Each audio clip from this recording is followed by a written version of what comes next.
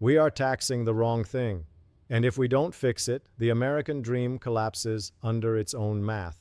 That wasn't dramatic, that was arithmetic. Remember when tax revenue used to come from people actually working in this country? We built a system that taxes inputs, mostly wages. The more Americans earn, the more the government collects. Simple, predictable, fair enough, until companies stopped needing Americans. Here's the uncomfortable truth. Why would a corporation pay someone in Ohio to write code when someone overseas can do it for half the cost? Or when AI can do it for almost free? Taxing wages used to work when wages existed, but automation and outsourcing are hollowing out the tax base. Meanwhile, unemployment rises, social programs get more expensive, and somehow the government acts confused. Right now, we're trying to fund a 21st century world with a 1940s tax model. That's like trying to run an iPhone on coal. So what if, instead of taxing input, we tax output? If a corporation produces value, whether through a human, a robot, or a large language model, the output is what benefits the company. So tax the value created, not the worker creating it, because soon there is no worker. One approach: replace income tax with a value-added tax, VAT. As prices rise, tax revenue rises. When demand drops, revenue drops. It's a self-correcting mechanism. Imagine inflation being partly regulated because the tax system scales with it. Radical concept: taxes that adapt to reality. Another option: